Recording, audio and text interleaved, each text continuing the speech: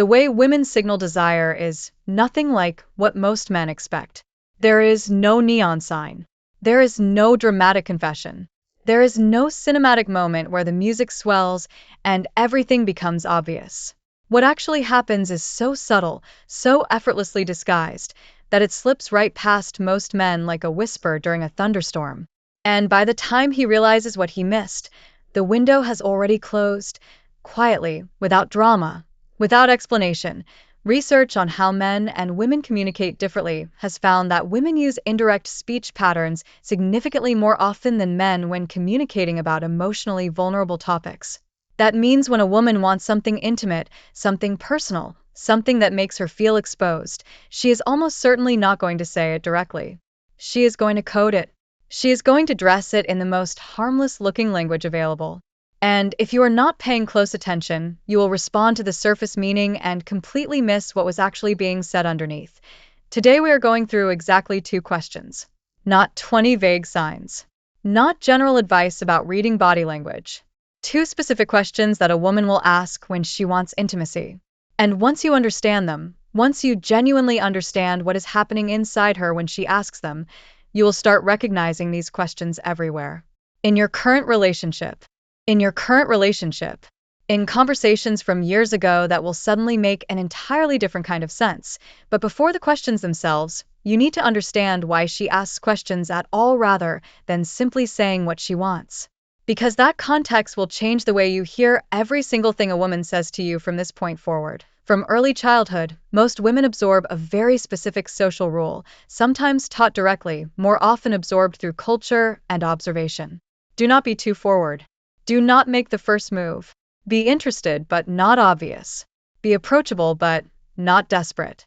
Decades of research on how men and women use language differently has revealed that women tend to communicate in ways designed to build connection, test emotional safety, and gauge how the other person feels before revealing how they themselves feel. Men tend to communicate more directly, exchanging information, solving problems, stating positions. So when a woman asks you a question, she is usually not looking for a factual answer. She is looking for an emotional one. She is checking the temperature of the room. She is testing whether it is safe to go further. This is why so many men feel completely blindsided when a woman suddenly seems distant or pulls away. From his perspective, everything was fine. She was smiling, laughing, asking sweet questions. From her perspective, she put herself out there, asked the 2 most vulnerable questions she could manage, and he treated them like small talk. He gave her a one-word answer and moved on. And in that moment, without either of them saying another word, she quietly closed the door. Now here is the first question. And when you hear it, your first reaction might be to feel underwhelmed. That reaction is exactly the problem. The first question a woman asks when she wants intimacy is, "What are you thinking right now?" That is it. That is the question. And the reason it sounds like nothing is precisely why men keep missing it. Because it sounds like idle curiosity. It sounds like conversation filler. But here is what is actually happening inside her mind when she asks it. When a woman asks what you are thinking, she is not making conversation. She is making an attempt to enter your inner world. She is asking for access. She is essentially saying, I want to know what is happening inside your head right now in this exact moment because I want to feel closer to you than I currently do. That is not small talk. That is emotional pursuit. Relationship researchers have identified these moments as emotional bids. Any attempt one person makes to genuinely connect with another.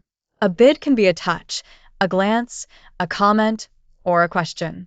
And research on what separates couples who stay together from those who drift apart shows a stark pattern. Couples who recognized and responded to each other's emotional bids stayed together at dramatically higher rates than those who missed or dismissed them. The gap is not small. It is the difference between a relationship that deepens and one that quietly dies while both people wonder what went wrong. So when she asks what you are thinking right now, she is reaching for you. She is making a bid. And how you respond determines everything that follows.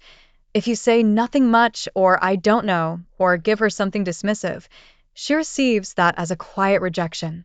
Not dramatic. Not door slamming. A quiet one, the kind that accumulates over time like sediment until one day the river does not flow anymore. Because for most women, emotional closeness is the prerequisite for physical closeness. Research consistently shows that women's desire is significantly more responsive to emotional context than men's.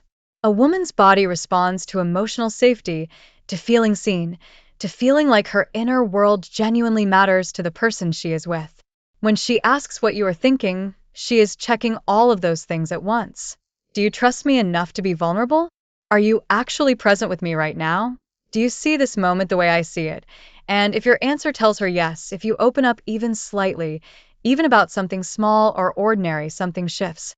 Not visibly, not dramatically, internally. A wall comes down. A door opens. She moves one significant step closer to wanting you. Not just emotionally. Physically, the next time a woman looks at you quietly and asks what you are thinking, do not shrug. Do not deflect with a joke. Look at her. Be honest. Even if what you are thinking about is completely mundane. Because she is not asking about the content of your thoughts. She is asking if you will let her in, but this is only the first half. Because even after she asks this question and you respond well, she has one more question she needs answered before she fully opens up. And this second question is even more cleverly disguised than the first. It does not sound romantic. It does not sound emotionally loaded. It sounds like the most casual throwaway line in the history of human conversation. And that is precisely why almost every man on earth gets it completely wrong. The second question a woman asks when she wants intimacy is, "Are you tired?" Go ahead and take a moment with that.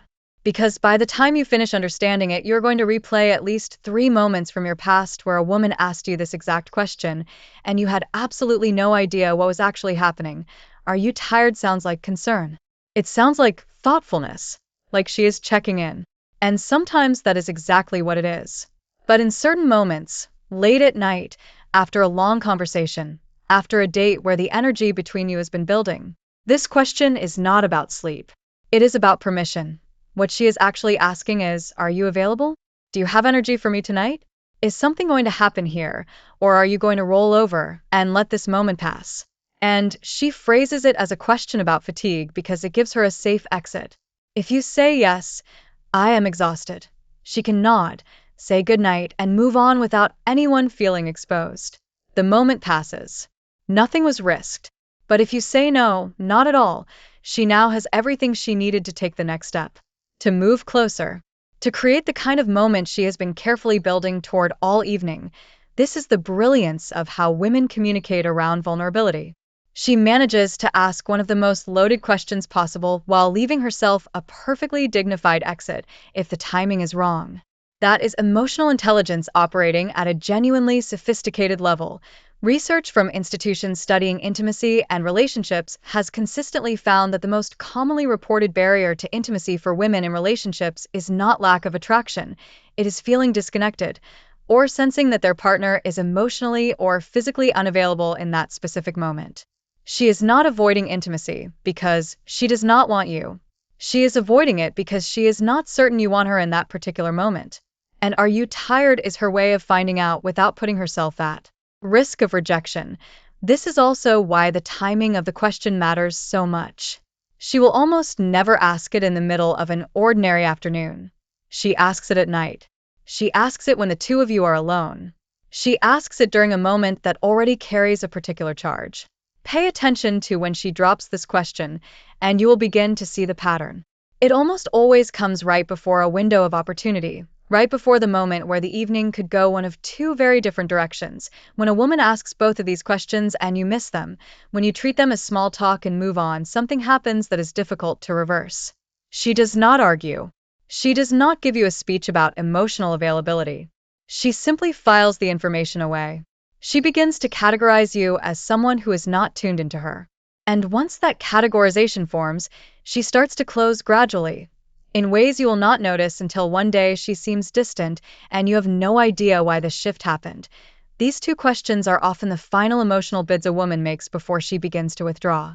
The last checkpoint before she decides whether this person is truly safe to be intimate with. If you miss them, the door does not slam. It simply stops being offered that, oh, here is what you do with this. When she asks what you're thinking, give her something real. It does not need to be profound. So here's what you do with this. When she asks what you are thinking, give her something real. It does not need to be profound. I was just thinking about how good this feels right now is enough. What matters is not the content. What matters is that you showed up. You opened the door she was knocking on. When she asks if you are tired and the moment feels right, say no. Say it with warmth. Say it like you mean it. You do not need a clever line. You simply need to communicate one thing clearly. I am here. I am present. And I am not going anywhere. That is the entire formula. Be present when she asks the first question. Be available when she asks the second. Those two responses at the right moments will do more for your connection with her than any grand gesture ever could. Women are not mysterious. They are not speaking in riddles for entertainment. They communicate the way they do because vulnerability is genuinely risky and rejection is genuinely painful. These two questions are the result of a woman deciding she trusts you enough to reach toward you, but needing to know if you are ready before she takes that final step. Now you know. The responsibility is not to manipulate or engineer a response. It is simply to pay attention, to hear what she is actually saying underneath the word she chooses. Because when you respond to these questions with presence, with warmth, with genuine attention, you are not just answering. You are telling her she is safe. And for a woman, safety is the foundation of everything.